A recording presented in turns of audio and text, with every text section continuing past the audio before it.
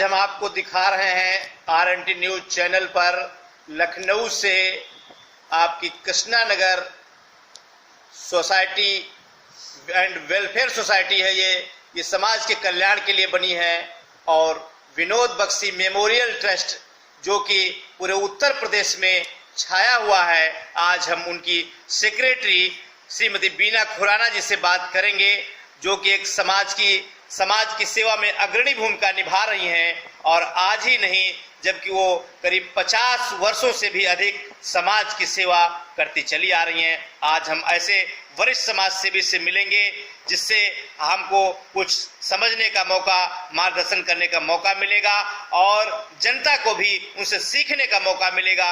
मैं बात करता हूं श्रीमती बीना खुराना जी से। मैडम नमस्कार। नमस्कार। कैसी हैं आप? बिल्कुल ठीक हूँ। मैं आज RNT न्यूज चैनल के माध्यम से आपसे जानकारी कुछ चाहता हूं कि जैसे ये कोरोना महामारी चल रही है, इसे किस तरीके से बचाव किया जा सकता है? कोरोना महामारी से बचने के लिए हमें सबसे ज्यादा जरूरी जो है जी, वो दवाइयों की आवश्यकता नहीं है जी। जो नियम और कानून सरकार ने बनाए हैं, एक तो आप अपने मास्क का प्रयोग करें और सोशल डिस्टेंसिंग का प्रयोग करें। बस ये दो चीजें अगर हम करते हैं तो हम इससे बच सकते हैं। ये कृष्णा नगर जो ये आपकी सोसाइटी है, ये वेलफेयर सोसाइटी काफी दिनों से है और काफी समाज में आपने कार्य किया है, काफी सराहना लोग आपकी करते हैं। क्या इसका मतलब जो है कि अभी कहाँ तक इसका विस्तार किया है आपने? कृष्णा नगर वेलफेयर सोसाइटी जो है उसको मेरे ग्रैंडफादर ने बनाया था 1956 में जी। और उसके बाद ये तो सौभाग्य की बात है कि यहाँ पर हर 2 वर्षों के बाद इलेक्शन होते हैं। यस। और उस इलेक्शन में मैं पिछले 16 वर्षों से उसको जीत के, और इस बार तो बहुत मेरे लिए एक उपलब्धि रही है कि मैंने ऑनलाइन चुनाव किया है और उसमें मैंने अपनी जगह बना ली है। एक आपका ये विनोद बख्शी मेमोरियल ट्रस्ट के नाम से एक आपका NGO चलता है जो कि कई शहरों में उत्तर प्रदेश के आपका कार्यालय है और काफी लोग उससे आपको केसेस आते हैं और वो लोग निपटारा करते हैं समाज के कल्याण के लिए। तो ये कहाँ तक इसके बने हुए हैं सेंटर?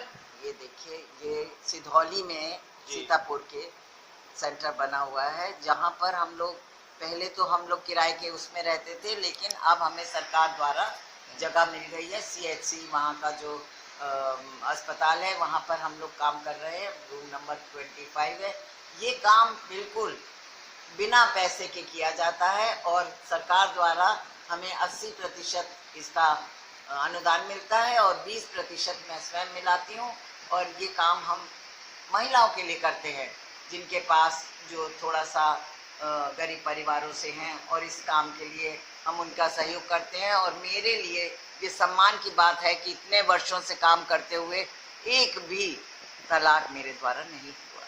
देखिए, एक ऐसा NGO है कि समाज सेवा का अग्रणी की आज तक भी कोई तलाक नहीं हुआ और पुनः जोड़ने का काम करते हैं। ये ऐसा एक विनोद बख्शी मेमोरियल ट्रस्ट है जो लोगों को, घरों को पुनः बसाने का काम करते हैं, समझा बुझा करके अपने घरों में फिर से घर परिवार को बसाता है ये विनोद बख्शी मेमोरियल ट्रस्ट। आज हम बात कर रहे हैं RNT न्यूज चैनल पर श्रीमती बीना खुराना जो इसकी सचिव हैं। ये मुफ्त लोगों को सहयोग करती हैं, निःशुल्क बिना पैसे के सहयोग करती हैं, बिना एक पैसा लिए लोगों की मदद कर रही हैं। इनकी कर्मचारी काजल राय और रूपाली शुक्ला सिधौली में भी कार्य योजना को अंजाम दे रही हैं। इसी तरीके से कई जनपदों में आपका विनोद बख्शी मेमोरियल ट्रस्ट कार्य कर रहा है और Krishna Nagar society and welfare association भी बहुत ही अच्छी तरीके से कार्य कर रहा है। मैम की बहुत ही लोकप्रियता बढ़ी हुई है, यहाँ तक कि कई मुख्यमंत्री तक इनको सम्मानित किए हुए हैं और कई प्रोटेक्शन दे रखे हैं। बीना खुराना जी को आज हर कोई इनसे 1 मिनट मिलने के लिए तरसता है। हम बात कर रहे हैं, ये मूल निवासी हमारी जम्मू कश्मीर की हैं, जो कश्मीर जिसके लिए भारत का सिरमौर कहा जाता है और आज पुनः कश्मीर को बसाने की बात कर रही है। क्या आप बताएंगे कि कश्मीर फिर से अगर कश्मीरी पंडित बसाए जाएंगे कैसा महसूस होगा आपको? मुझे बहुत अच्छा लगेगा इस बात के लिए कि हम वहां से निकले हुए लोग हैं जो वापस वहां बस जाएंगे तो बहुत अच्छा लगेगा। हम तो अब वापस नहीं जा सकते, लेकिन आगे की पीढ़ियां अगर रहना चाहेंगी वहां तो उन्हें वो सम्मान मिलेगा। इसकी मुझे बहुत खुशी होगी। बहुत खुशी होगी। आप देख रहे हैं कि आज का जो दौर चल रहा है कि फिल्मी दुनिया में आपका किस तरीके से ड्रग्स की सप्लाई के मामले में बड़ी बड़ी अभिनेत्रियां फंस रही हैं, अभिनेता फंस रहे हैं। क्या कहना चाहेंगे इस नशीले दौर में किस तरीके से लोग इसका उपयोग किए हैं, क्या कहना चाहेंगे आप? सबसे पहले तो मैं इसके लिए बच्चों को नहीं, उनके माता पिता अभिभावकों को ये दोष दूंगी जिन्होंने न समय देकर अपने बच्चों को भटका दिया है। जो जहां पर सहारा मिला, किसी ने कंधे पे हाथ रखा, वो उसी का हो गया, उसमें चाहे वो इस दलदल में फंस गया और यहाँ अच्छा बन गया। सो ये दोष मैं माता पिता को ही दूंगी और ये बहुत ही खराब चीज है जो नशीली दवाओं का प्रयोग हम लोग कर रहे हैं। इससे हम लोगों को जरूर छुटकारा पाना पड़ेगा। इसके लिए मैं सहयोग करने के लिए समाज के हर समय देखिए, समाज के लिए सहयोग करने के तैयार हैं।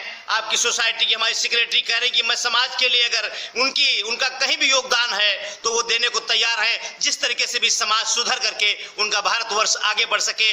और मैं एक बात और पूछना चाहेंगे कि ये जो चीन के हमारे देश के ऊपर तनातनी मचाए हुए है, क्योंकि आप काफी अनुभवी हैं, 72 वर्षीय हैं और आपको बड़ा अनुभव रहा है, कश्मीर में भी आप रही हैं, तो क्या हमारा भारत आज का 2020 का सक्षम है जवाब देने के लिए? क्या कहना चाहेंगे इस पर? बिल्कुल हम सक्षम हैं इस चीज के लिए।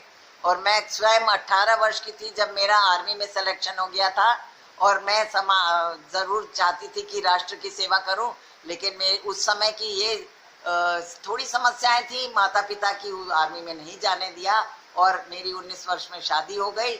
लेकिन मैंने अपने दोनों पुत्रों को नेवी में डाला और मेरे पति खुद स्वयं एक सैनिक है।